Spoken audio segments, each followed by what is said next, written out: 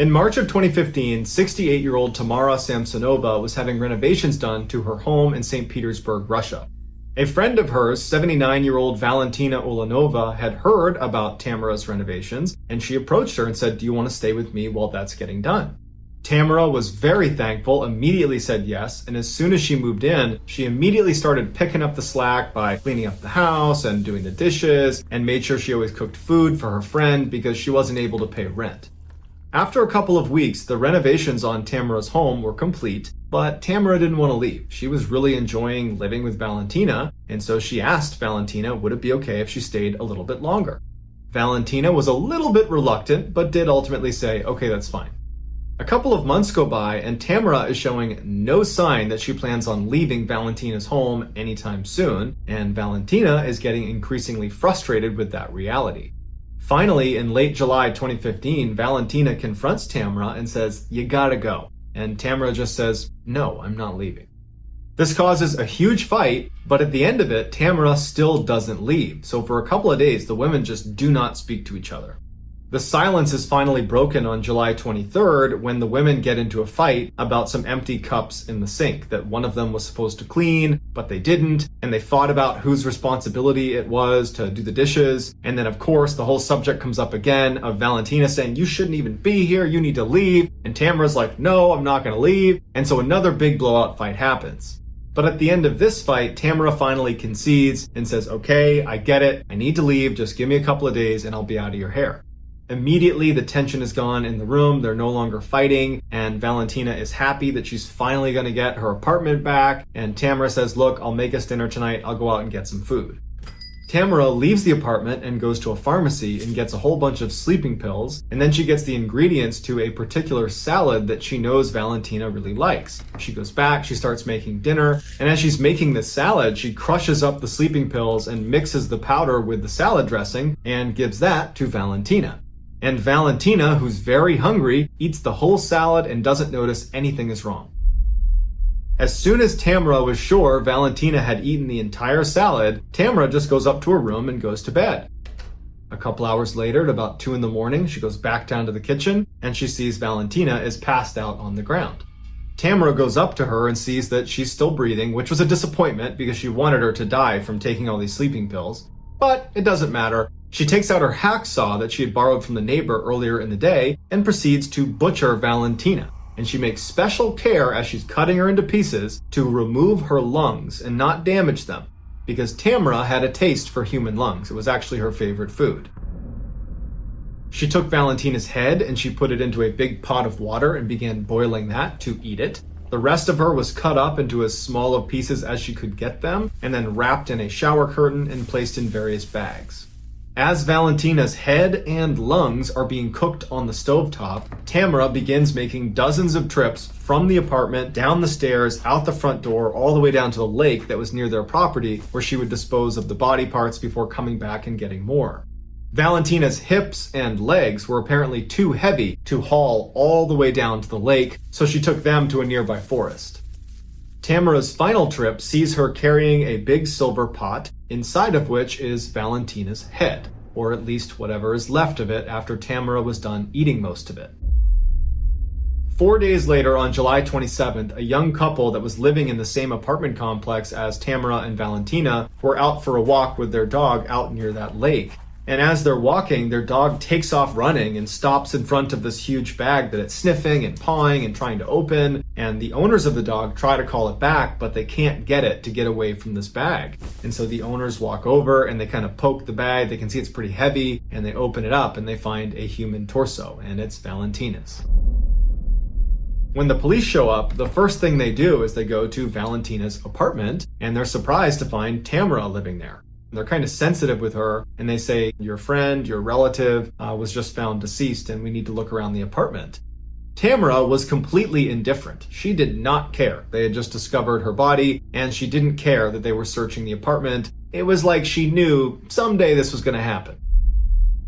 During the search, the police officers quickly find blood all over the bathroom and in the kitchen. They even find the hacksaw she used that's got blood on it. And they find Tamara's diary that's sitting next to this book about black magic. And the police are horrified when they see that the diary contains meticulous notes that Tamara had kept of all of the ritualistic killings she had perpetrated over the past 20 years. And there was 14 of them. And almost all of them were motivated by Tamara's desire to cast spells that she apparently was reading about in these black magic books she had. And virtually all of these spells required human flesh or other human components. And so she would kill these people, she would use their bodies to cast these spells, and then afterwards she would consume them. Not because that had anything to do with the spell, but because she liked the way people tasted, in particular human lungs. The police arrest Tamara, who doesn't put up a fight, and she says, "Yep, you got the right person, I did all this." While Tamara was on trial, she seemed like she was in a great mood. She told the judge, "I hope you give me a really severe punishment. I expect to die in prison." She was seen blowing kisses to reporters. It was like she was just totally out of touch. Or maybe she literally knew this was going to happen and just didn't care anymore. Tamara, who would be nicknamed the Granny Ripper by newspapers over the course of this trial, was given a life sentence, and to this day, she is still sitting in jail.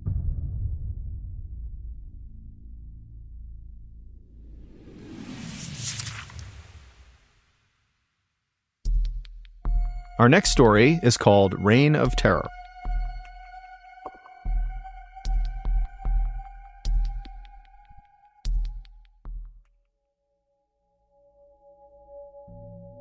On December 18th, 1956, a brand new game show called To Tell the Truth aired on a major American television network. The premise of the show was relatively simple. 4 celebrity judges would be presented with 3 people called contestants who all claimed to be the same person. And this person who they claimed to be was always remarkable in some way. They had some incredible talent or some crazy job, or they had accomplished something extraordinary. One of these 3 contestants was the real person they were claiming to be. The other 2 people were doing their best to pretend to be that person. And it was the job of the celebrity judges to try to figure out who was telling the truth. So for a set amount of time on the show, the celebrity judges would ask the contestants questions about their background and try to figure out, who was who. And then at the end of the time, the celebrities would cast a vote about who they thought was the real remarkable person. After the votes were tallied up, the host would have the real remarkable person stand up to reveal themselves, and the entire audience would go crazy, and that was the show. And the show became quite popular. So popular, in fact, that today, nearly 70 years later, it's still on the air. And over this show's very long history, virtually all the episodes are pretty similar. It's a pretty redundant show. But there is one episode that will forever go down as the most unique. In October of 1972, 3 contestants walked out onto the stage in front of the 4 celebrity judges, and they all introduced themselves as Ed Edwards. Then the host of the show read aloud the biography of the real Ed Edwards, and he would say that Ed at one point was on the FBI's list of the top 10 most wanted criminals in America for crimes like armed robbery and impersonating a federal officer. And then after he was finally caught by law enforcement and went to prison, a prison guard helped him turn his life around. And then upon release from prison 14 years later, Ed remained this reformed criminal and became a successful author and motivational speaker who specialized in telling people how to identify con men and criminals and how to protect themselves from these people. After the real Ed Edwards biography was read aloud, the 3 contestants sat down and the celebrity judges began asking them questions about their past. And then after the time was up, the celebrities cast their votes, and then the real Ed Edwards was revealed. And even though 2 of the 4 celebrity judges had correctly identified the right Ed Edwards, the crowd was totally astonished at who this guy actually was, because he did not look like this ex-convict. He looked like this kind of all-American, middle-aged father who was totally harmless and wouldn't hurt a fly. But either way, the show ended, and then the world forgot about Ed Edwards. Until 2009. That year, Ed's estranged daughter, 40-year-old April Blasio, finally decided to investigate something that had plagued her for her whole childhood.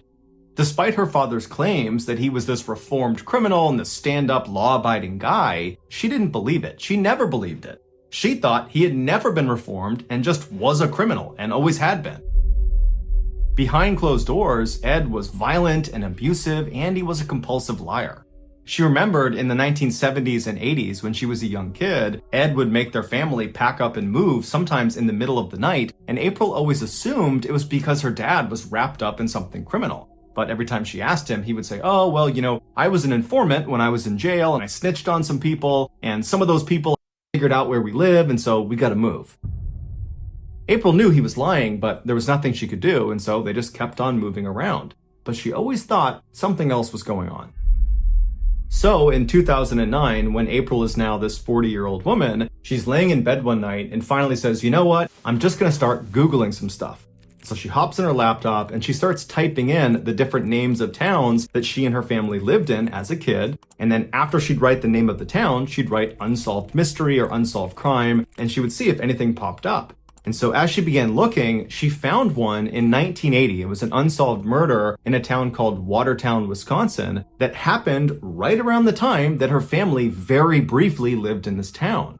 There was this young teenage couple that had left this wedding, and they had driven down this dead-end road, and they were just kind of enjoying each other's company, when an unknown assailant, who matched the description of Ed Edwards, walked up to their car, broke in, shot them both to death, and then disappeared. And so on a hunch, April called the Watertown Police Department the following day and told them that, I think my father might have been responsible for this double homicide. It's just a hunch, but he matches the description. We were there in this very small window of time when it happened. And so the police said, okay, we'll go have a look. And so the Watertown police, they tracked down Ed Edwards, who was living in Kentucky at the time, and they got him to give them a DNA sample. And when they tested the DNA sample, it matched the samples that were taken at the crime scene in 1980. And so Ed Edwards, he was arrested and brought back to Wisconsin, and as soon as he was in custody, he confessed to the murder. And then he requested the death penalty, but he was told the maximum punishment for this crime was life in prison.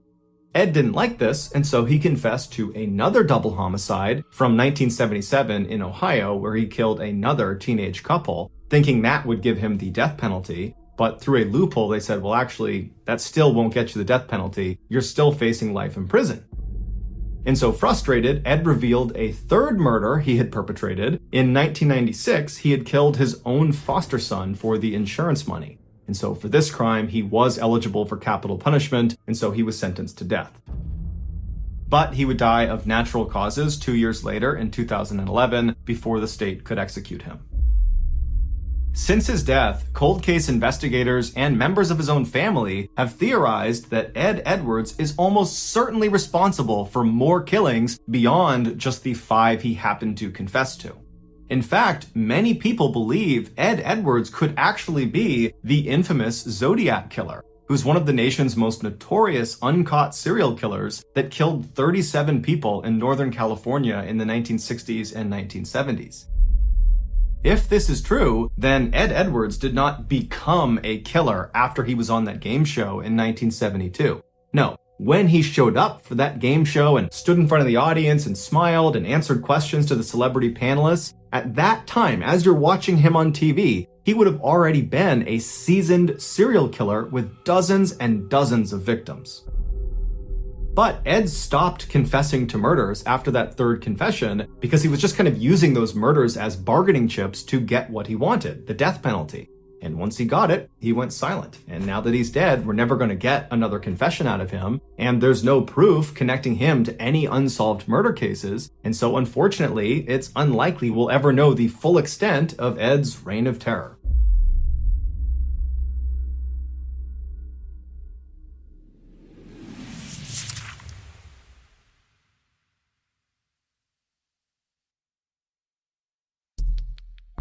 The next and final story of today's episode is called Inside Scoop.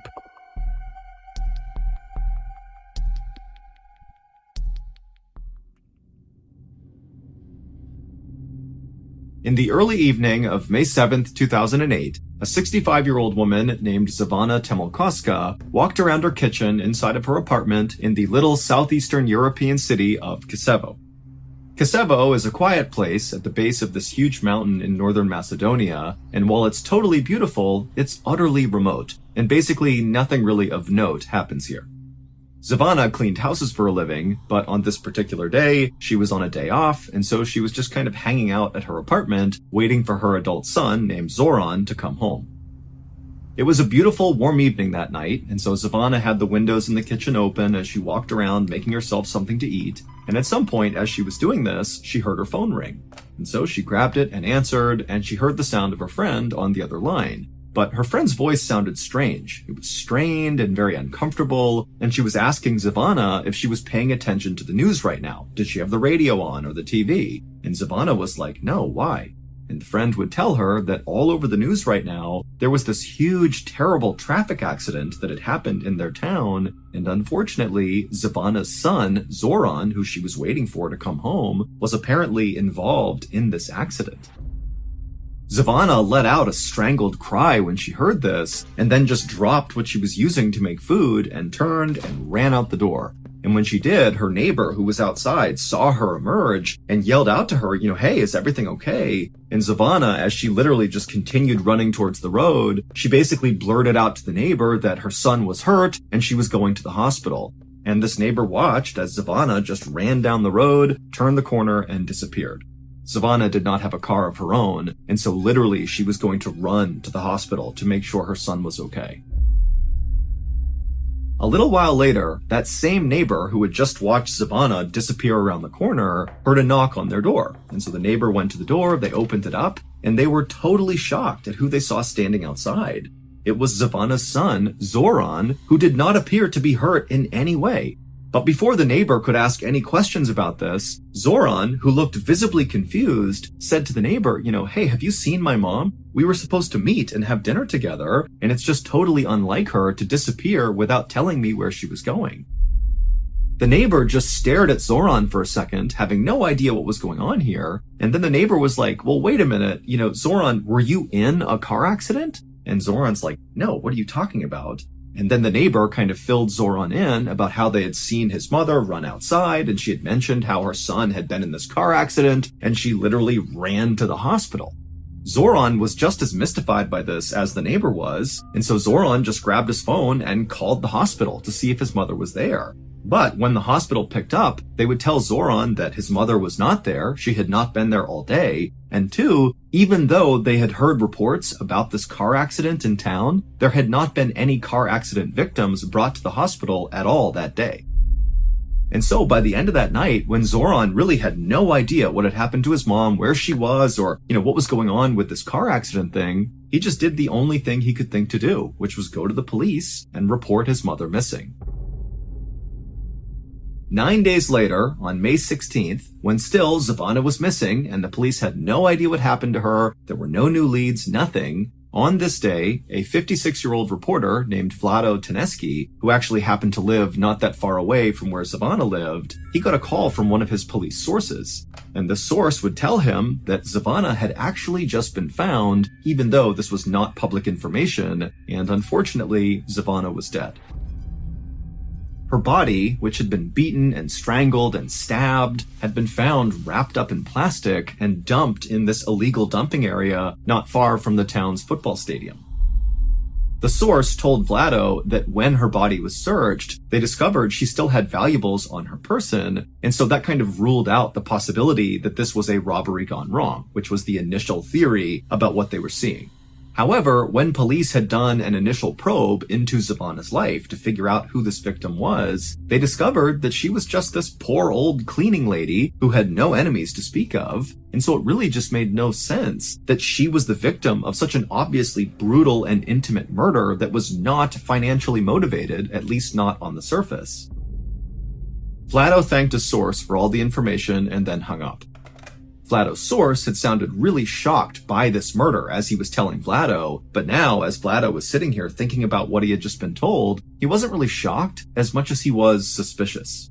He felt like something just was off about this murder. Maybe Zavana appeared to be this poor old cleaning lady with no enemies, but in reality, maybe that wasn't who she was. Maybe she was leading a secret life that got her killed. Or maybe she had stumbled upon something she was not supposed to see and that got her killed. Vlado had no idea, but he just felt like, there's something off about this and it needs to be investigated.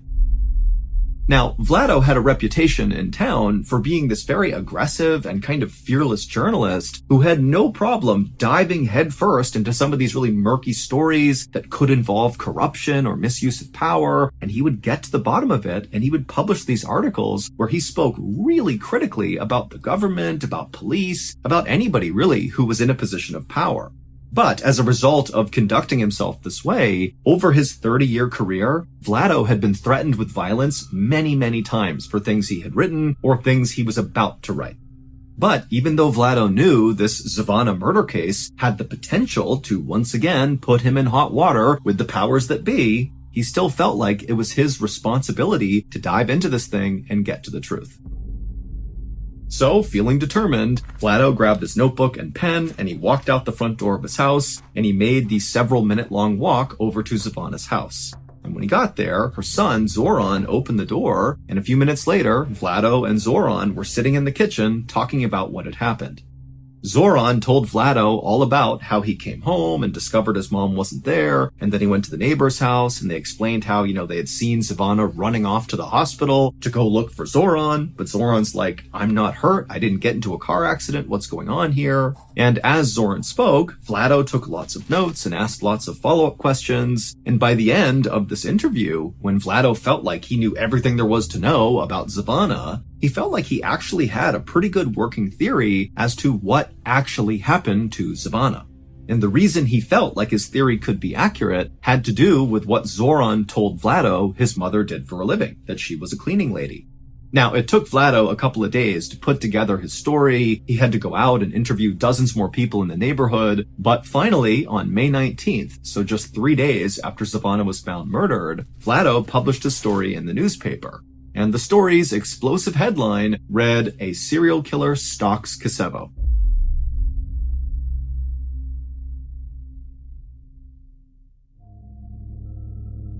In the story, Vlado says that Zavana's murder was very likely not an isolated killing. Instead, her murder was likely linked to 2 other murders of 2 other women.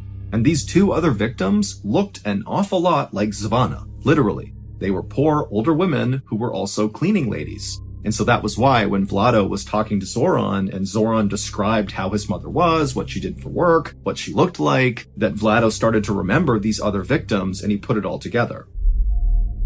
The other 2 victims were 64-year-old Mitra Simjanowska, who was murdered in 2005, and the other victim was 56-year-old Lubitsa Lukoska, who was murdered in 2007. Now, Vlado's story was totally explosive because what he's saying is that there is a serial killer that is on the loose in this town. But this story was also highly explosive because Vlado spoke very critically about the police who were involved in this investigation. Specifically, he pointed out that the 05 and 07 murders of those 2 other women, those had been totally mishandled because arrests had been made in at least one of those cases, and clearly whoever they arrested was innocent here. And so the police just totally dropped the ball, at least in Vlado's opinion.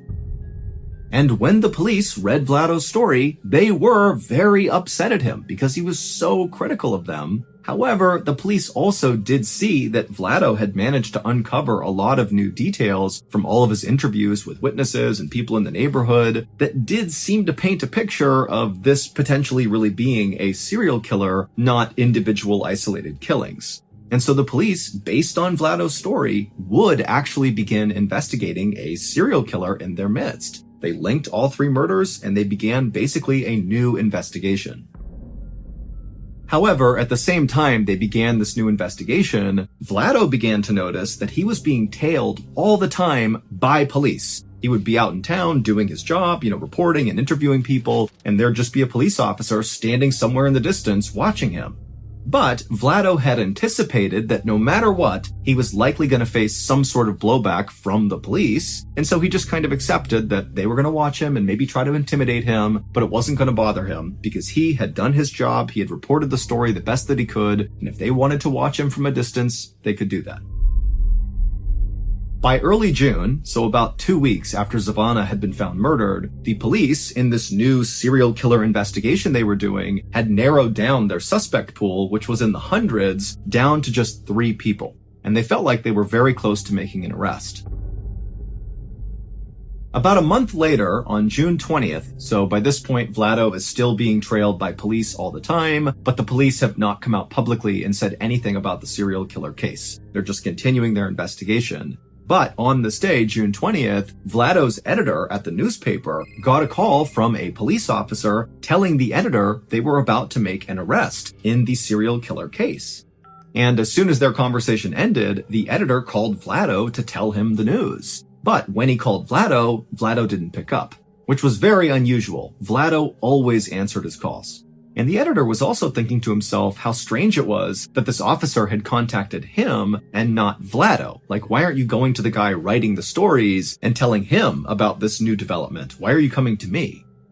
The editor would continue to try calling Vlado several more times, but Vlado never answered. And so ultimately, the editor just kind of assumed that Vlado must be busy, interviewing someone, or maybe more likely, he had already learned about this imminent arrest, and he was on scene ready to capture in real time this arrest that was about to take place. Meanwhile, on a quiet street in Kosovo, the police had surrounded this very modest two-story home that was very overgrown out front. It was surrounded by tall fir trees, and all the windows had heavy drapes covering them up. And then once the police felt like they had totally surrounded this building, a team of officers walked up onto the porch and knocked on the door and yelled out that they were police, and whoever was inside, come out with their hands up.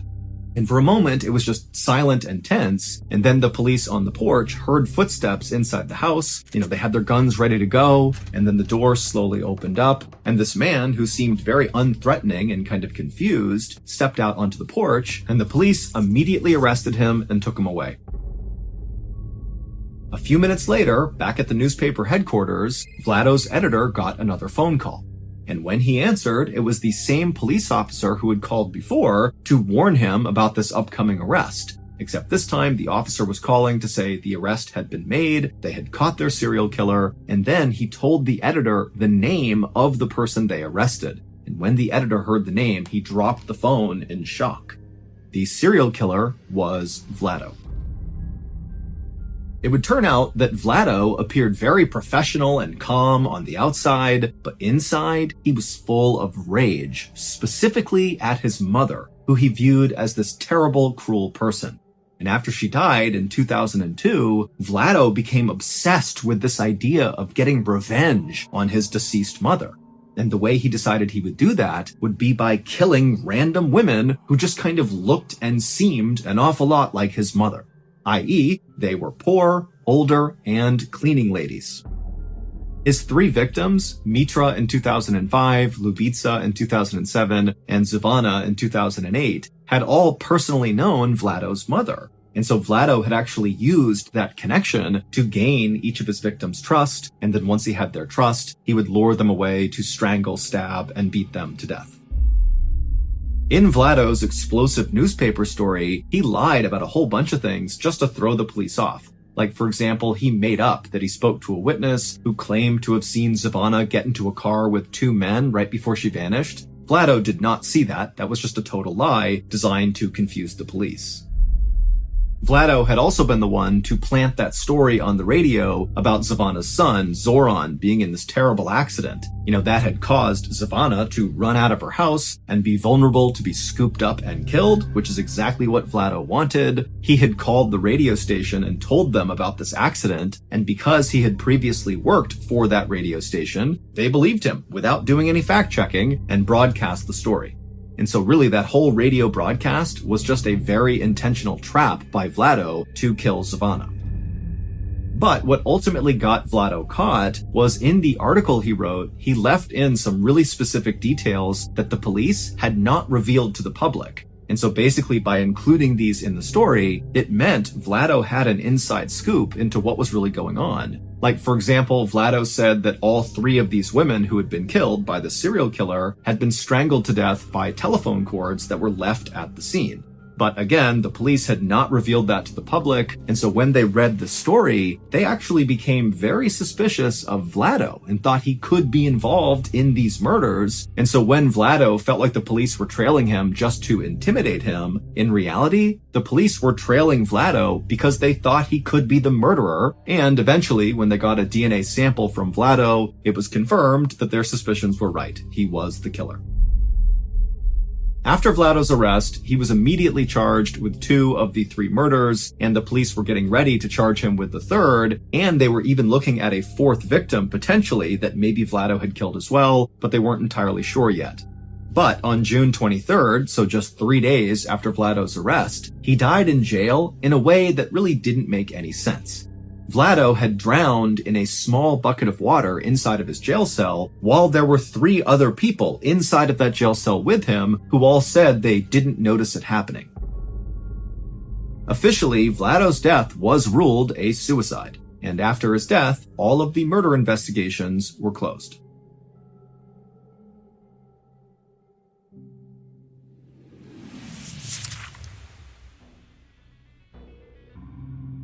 In the 1970s, a young woman and young man were on their very first date together, and it wasn't going very well.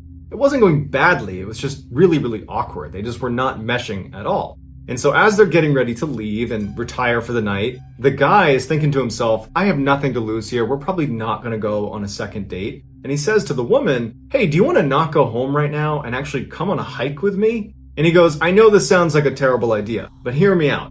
I go mountain climbing in this area called Provo Canyon. It's not that far from here. There are these beautiful trails that lead up the side of the canyon to these amazing scenic overlooks. And tonight it's a new moon, so there's great visibility. And I just think that you might enjoy it. And so at first, the woman is obviously a little bit hesitant. But when he says, look, I go hiking there at night all the time. I love it out there. And I promise if there's any weirdness, if you don't like being there, we'll just turn around and leave. It's totally safe. And so after a little bit of coaxing, she finally says, okay, you know what? That sounds fun. Let's go do it.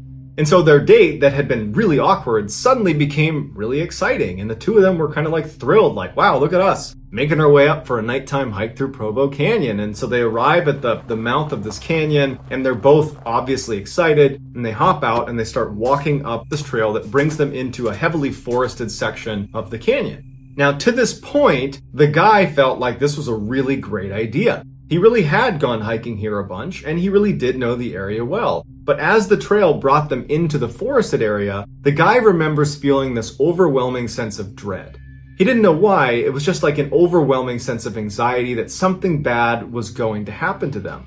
But he had worked so hard to convince his date to come with him, and had convinced her it was safe, that he's not about to let on to her that there was anything wrong with what they were doing. And so he put on, his strong face and just kind of suppressed it and just kept on walking and, holding her hand tight, and they just continued their walk. But his sense of dread would just build and build to the point where he was really on edge. And what he didn't know, but would find out later, is that his date, the woman, she also had this horrible sense of dread as soon as they went into the forest. But she didn't want to tell him because she didn't want to seem like a party pooper, because he seemed really excited about it. At some point as they're walking down this path, the man steps on something that felt soft. He didn't know what it was, but it caused him to freeze immediately, and he's holding her hand. He kind of jerks her to get her to stop, and before he can even look down and see what he's standing on, he hears rustling coming from the bushes just off the trail. She hears it too, and both of them, without saying a word to each other, because again, you gotta remember, they're both really stressed. They haven't let on to the other how stressed they are, but they're both basically ready to leave. And so the 2 of them turn around and they hightail it out of there. He has no idea what he stepped on. They don't know what they heard in the bushes, but they don't care. The anxiety was so high, they just wanted to leave. Years later, that man and woman who had this very strange date would actually be married. And they'd be sitting down watching TV together, and they're flipping through the channels, and they land on an interview with a death row inmate. And the interviewer is asking the inmate, was there ever a time that you were almost caught red-handed? And the guy being interviewed says, yes, one time. I was in the forest up in Provo Canyon one night, and a young couple came walking up the trail. I didn't see them, so I only had a chance to jump into the bushes right next to the trail, and the guy actually stepped on the body of a girl I had just killed. But for some reason, he didn't look down and see what he was standing on, and the 2 of them didn't notice me just a few feet away from them. They just turned around and walked away. Turns out that young couple had run into one of the worst serial killers of all time, Ted Bundy. Before Bundy was executed, he confessed to over 30 murders, but many people believe the true number of victims is much, much, much higher.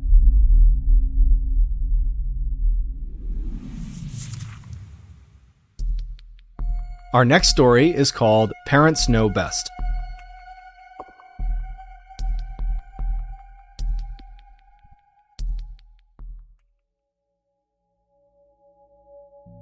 After spending 21 years in the US Army, a man retires and moves to Central Florida with his wife and young son. Although his family had plenty of money because he had a pension coming in and his wife still worked full-time, he just got bored really quickly after moving to Central Florida and decided he would just take a job doing something just to stay occupied. And so he ended up taking a job at a highway gas station. One of the primary reasons he chose this particular job is because the owners of the gas station didn't care if his son came along to help him stock shelves and hang out behind the cash register. And so for years, that's just how it went. The man would work at the gas station and his son would tag along. Even after his son became a teenager and you'd think might be wanting to do other things, well, the town was so small, there was almost nothing to do. So his son still came along well into his teenage years. One night in 1990, his son, who was 15 years old at the time, was at the station and he was actually taking a break sitting outside on a picnic table. He was reading a magazine, drinking a Mountain Dew, and it's dark out, and he notices out of the corner of his eye that there is a woman walking off of the highway towards the gas station.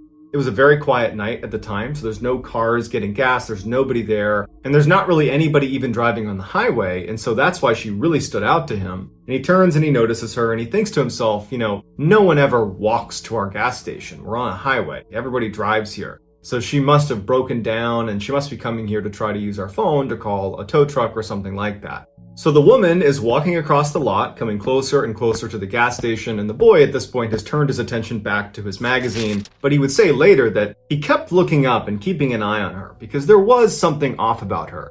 The woman ultimately walks right behind him and goes in the door into the gas station. Doesn't acknowledge the boy, doesn't say hi to him, just walks straight inside, and she starts walking up and down the aisles of the gas station. Now, from where the boy was sitting, it's all glass, so he could clearly look in and see his father behind the counter, and he could see the head of this woman as she walked in and around all these aisles. And as soon as the woman was in the store, kind of pacing around the aisles, the boy put his magazine down and was just watching.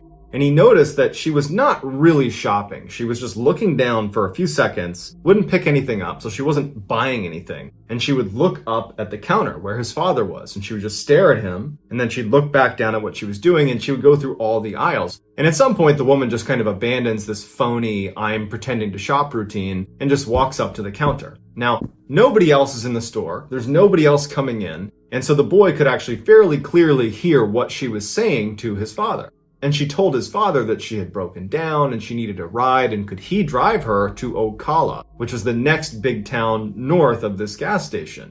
And the boy would say that his father acted very strangely because his father is normally incredibly pleasant with all the customers. He's very chatty even. Like he talks to everybody who comes in the store. But as soon as this woman had gone in, his dad had seemed kind of dismissive and almost rude to this woman. And when she was talking to him, asking for a ride, he just said, no, I won't give you a ride. The woman is annoyed by how quickly she's been shot down, but instead of just taking no for an answer, she turns and looks at the boy who's sitting out on the bench, who's looking right at her, and she points at the boy, and she says, what about him? Is he your son? Can he give me a ride? The boy notices that his father, who's not within her eyesight, is looking at his son going, no. Like, whatever she wants from you, you're gonna say no to it. And the boy's a little bit confused by this because he's still trying to understand why his dad was so against helping this woman because she clearly needs our help or someone's help. But he just took his dad at face value. And when the woman's pointing at him, he knew, the boy, that if she came over and asked him, he would say no. But it wouldn't come to that because the boy's father would say to the woman, no, my son's not going to give you a ride. You need to leave here immediately. Do not come back. Leave. We're not going to help you. She's furious, she's cussing him out, she storms out and slams the door, she starts cussing at the boy, and she walks off. The whole time she's turning around and flipping them off and screaming profanities at them, but she ultimately walks off, and the dad kind of followed her out and is standing next to his son as she walks off. And the boy asks his dad, like, what was her deal? Why did that happen? Why did you not want to help her? And the dad just said, I don't know, there was something off about her, and I don't know how to place it, but I did not want her around you. I knew I didn't want to give her a ride. I knew she had to go. A year later, the boy is in his room when he hears his dad in the other room yelling for him to come in here and look at the TV. So he runs into the TV room, and on the TV is the same woman from the gas station. Better known as Eileen Wuornos, she was a serial killer who used to pick up her male victims at gas stations in Florida. It's unclear whether the boy or the boy's father were her next victims. But by the time she had shown up at that gas station, she had already killed 4 people.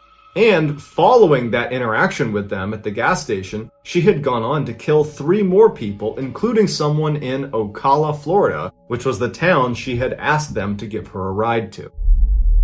Eileen had been caught, that's why she was on TV, and she was later sentenced to death.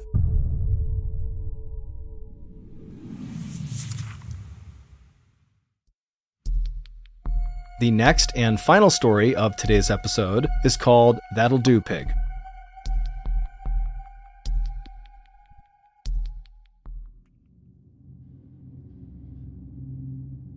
By most people's standards, Susan Monica's life had been pretty good. She had a small but very close group of friends, she had a great job working as an engineer, and she lived in one of the most exciting cities in the world, San Francisco, California. But Susan was not happy. Moving to the big city was not so much a choice as it was a product of life and circumstance. Deep down, Susan had always been someone who preferred peace and quiet and being alone, things that were in rare supply in a big city like San Francisco.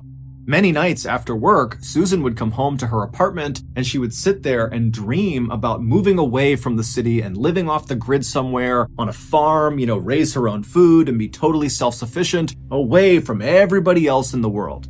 And then one day in 1991, when Susan was 43 years old, she made that dream a reality. That year, she wound up purchasing a 20-acre farm located in a forest in a little town in Oregon called Weimar.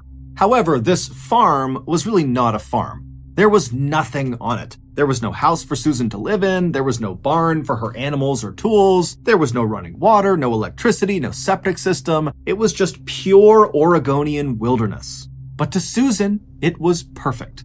The property kept her far away from other people, and she liked the idea of having to literally build her own farm. After all, she was an engineer by trade, so she actually knew how to build buildings efficiently and safely, and she was a big, strong, sturdy woman who was not afraid of manual labor.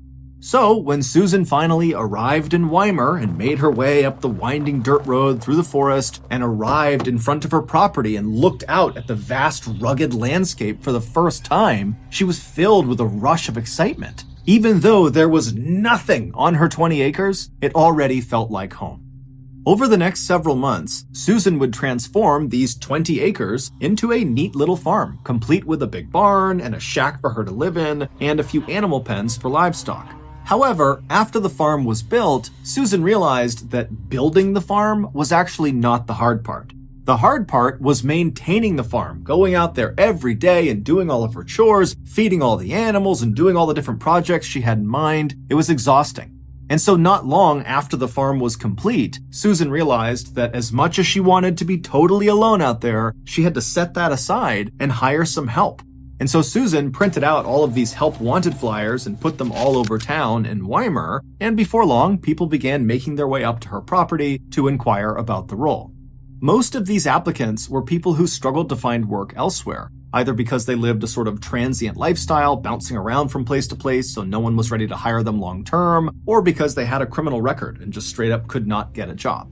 But Susan didn't care about either of those things. All she cared about was the people she hired would work hard and they would respect the peaceful, calm atmosphere she was fostering on her farm. Basically, do the work and leave me alone.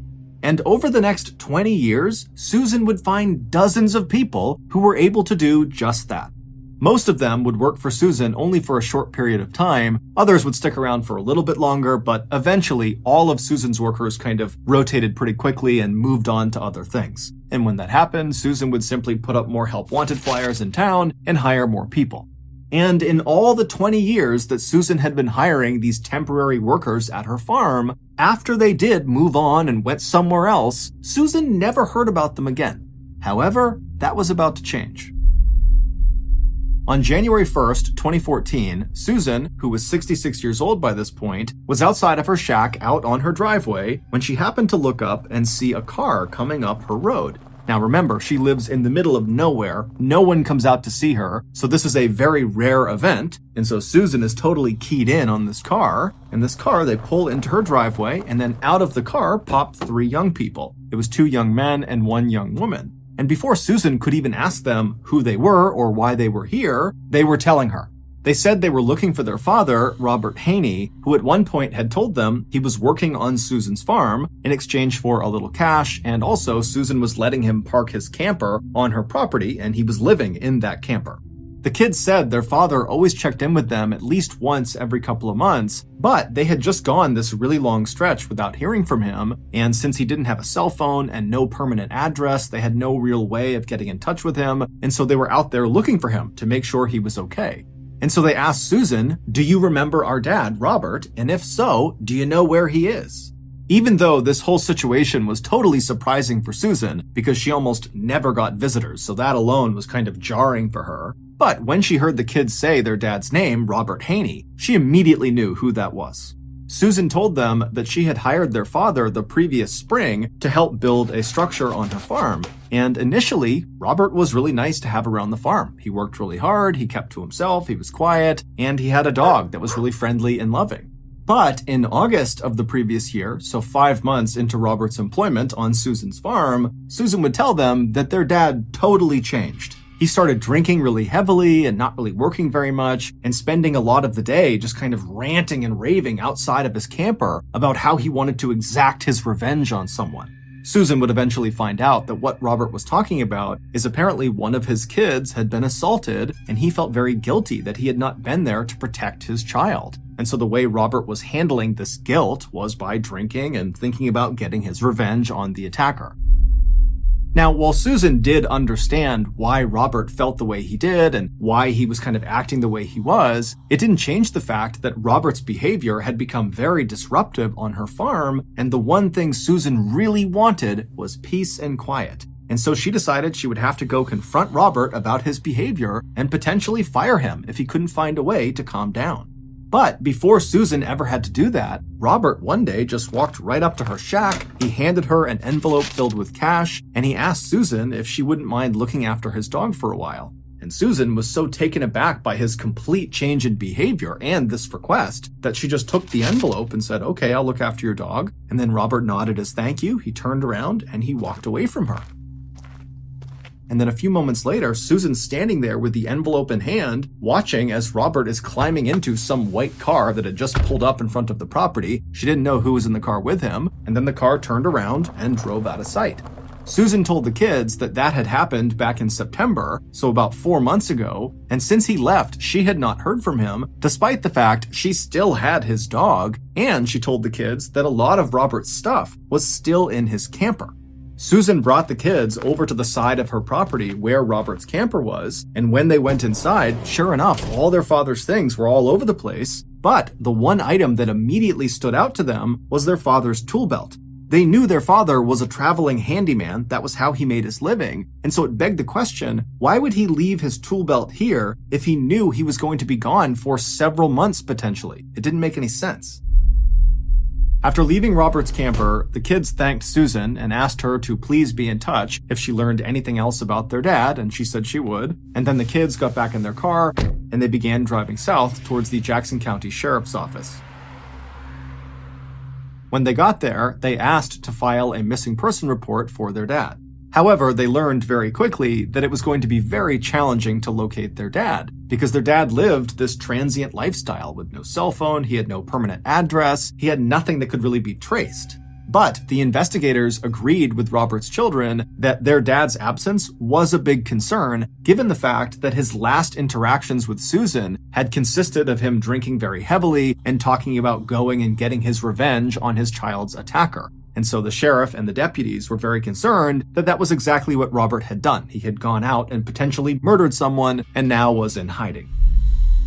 So they asked Robert's kids if they could think of absolutely anything that could possibly allow investigators to track down Robert. And at some point, one of the kids said, "Oh, what about my dad's EBT card?"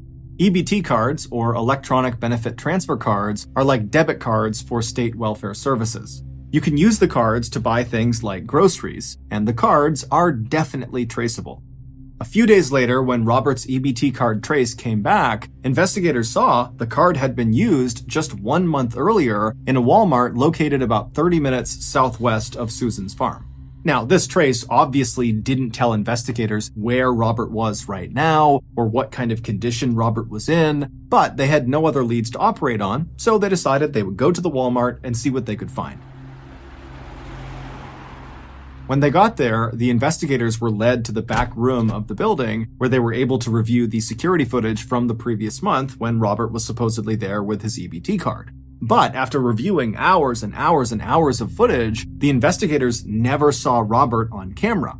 However, they did see Susan on camera, and unbelievably, she was the one using Robert's EBT card. And so obviously this was very suspicious, and right away the investigators left the Walmart, went back to their office, and began the process of getting a search warrant to search Susan's farm. A few days later, on January 10th, the sheriff and his deputies arrived at Susan's property, and when they pulled onto her driveway, Susan came outside to greet them.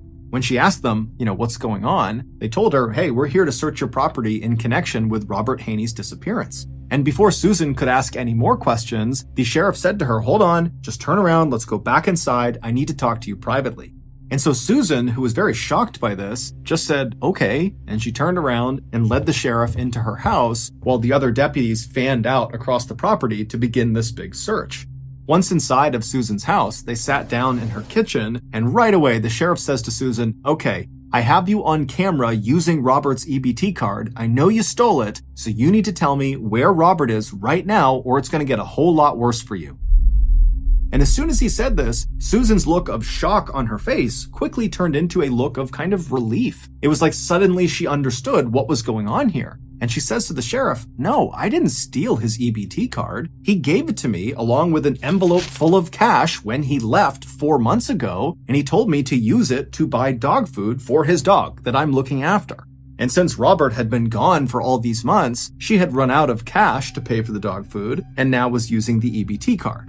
Susan also added that if she had just stolen the card from Robert, she wouldn't be able to use it because it requires a PIN number, and Robert gave her the PIN number. That's how she was able to use it. The sheriff was not totally sold on Susan's story, and so he continued to ask more questions, trying to trip Susan up about how she came to acquire this card, but Susan was very firm that Robert had given her the card and that was it. And so after several minutes, the sheriff realized that Susan was likely telling the truth, which meant the EBT card angle was likely a dead end, and they would have to call off the search. But as the sheriff was standing up to leave the kitchen and leave the property altogether, a deputy from outside came running into the kitchen and without saying a word, just bent down and whispered something into the sheriff's ear. And as the sheriff is listening to this deputy, his face is contorting in disgust. He can't believe what he's being told. And after the deputy stands up and leaves the kitchen, the sheriff takes a deep breath and then looks at Susan and says, ma'am, you're going to have to come with us. Back at the station, a now very flustered Susan was led into a small interrogation room where she sat down looking totally anxious. She's looking around, wondering what's going on. And then the sheriff walked into the room, immediately hit record on the camera, and then looked at Susan and says, has anyone died on your property? The story that Susan would tell the sheriff that day in the interrogation room was so completely unexpected and horrific, it would make headlines all across the country. Before Susan began this story, she told the sheriff that everything she had said about Robert Haney's disappearance had been the truth. However, she had left one little detail out. After Robert had handed Susan that envelope full of cash and the EBT card, and then climbed into that stranger's car and driven away, after that, Robert had actually come back to her farm, and recently. Susan said she discovered his return when one morning she got up and she went outside to go feed her animals when she looked over at the pig pen and saw all the pigs who would normally be laying down and lounging around at that time of the day. They were all up and they had converged in one portion of the pig pen and they had kind of formed a circle around something on the ground as if they were all trying to look at something on the ground. Now, Susan said this was totally uncharacteristic, so obviously something weird was going on, and so Susan dropped her food and rushed over to the fence. She climbed into the pig pen, and as she got closer and closer to all these pigs, she realized they weren't just looking at something on the ground, they were eating something on the ground. And so Susan goes right up to this ring of pigs, and she begins pulling them aside, and then right in the middle on the ground is Robert. He was laying on his back and his insides had all been torn out. It was like the pigs were disemboweling him, and the most shocking thing is Robert was still alive. He was moving his arm and groaning. Susan tried to pull the pigs off of Robert, but she said they kept coming back and really aggressively continued to eat Robert. It was like they were in this feeding frenzy. And so Susan said, I thought about lifting him up and moving him, but Robert was practically split in two, and she felt like if she tried to move him, that would kill him anyways. And so Susan said she did the thing that she thought was right at the time. She left the pig pen, went into the barn, got a shotgun, ran back to the pig pen, raised the weapon, and fired it into Robert. Susan told the sheriff that this was purely an act of mercy. She was ending his suffering. After Robert was dead, Susan said she just left the pig pen, and then 3 days later, she went back into the pig pen with bags and collected the little bits of Robert that had not been eaten by her pigs. And then she took those bags of remains and chucked them into her barn on top of the trash pile. But clearly, Robert's remains had not remained in the barn because the thing that deputy had whispered into the sheriff's ear when the sheriff was talking to Susan in the kitchen was, "Sir, we found a leg outside." It was Robert's leg, and it was found not inside of the barn in the trash pile, but out in the middle of her property, just out in the open. Susan, when confronted with that information, suggested that, maybe a wild animal had gone into the barn, got a hold of it, and dragged it off. The sheriff didn't even know what follow-up questions to ask, and so he just said, well, why didn't you call 911 when you first saw Robert? I mean, maybe we could have saved him. Or at least after he was dead, why didn't you tell someone?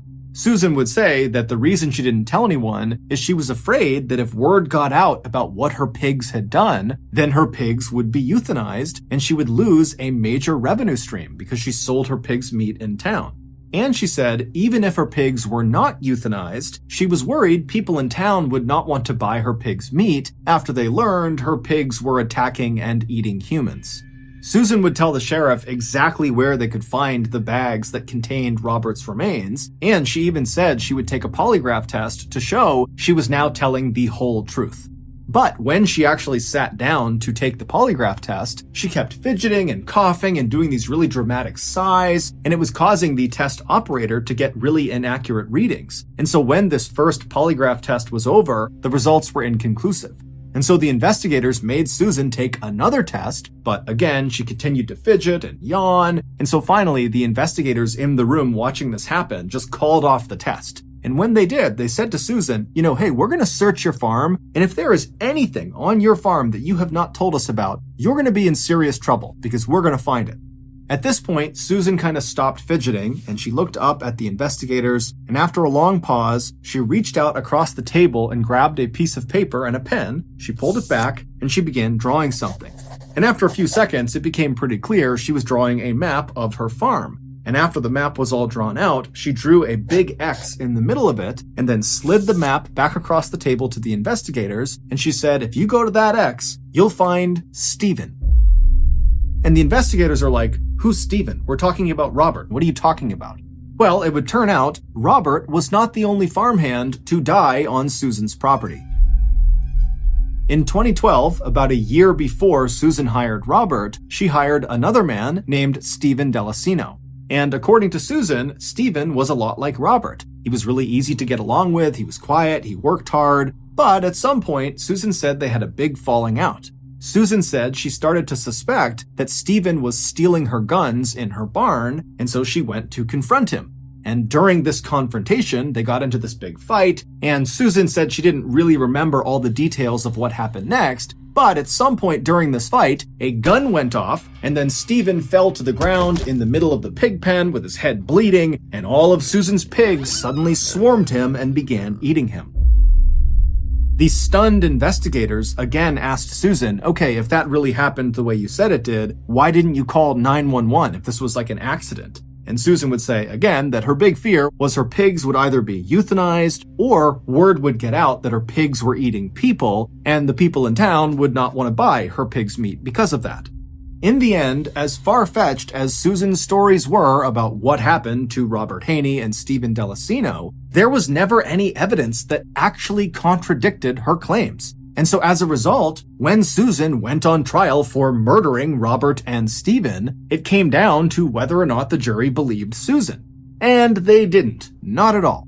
They believed that Susan was completely lying, and that in reality, Susan, who was known to have a very quick temper, shot Stephen and shot Robert very much on purpose, and then threw them into her pig pen. We can only hope they were dead before her pigs began eating them. On April 21st, 2015, more than a year after Robert's children had reported him missing, Susan was convicted of 2 counts of murder for Robert and for Stephen, and 2 counts of abusing a corpse. She was sentenced to a minimum of 50 years in prison. While in custody, Susan would be overheard saying there were 17 other bodies buried on her property. However, when the police went out there and searched again very extensively, they never found any other remains.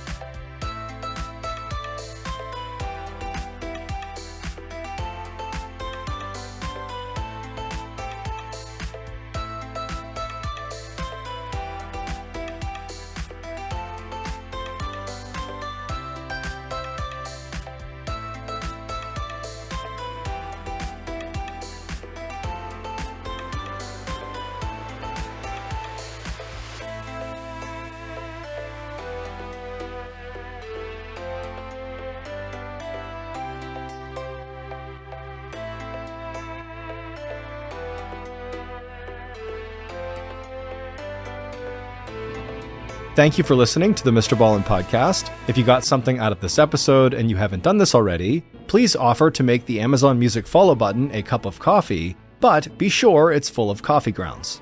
This podcast airs every Monday and Thursday morning, but in the meantime, you can always watch one of the hundreds of stories we have posted on our main YouTube channel, which is just called MrBallen.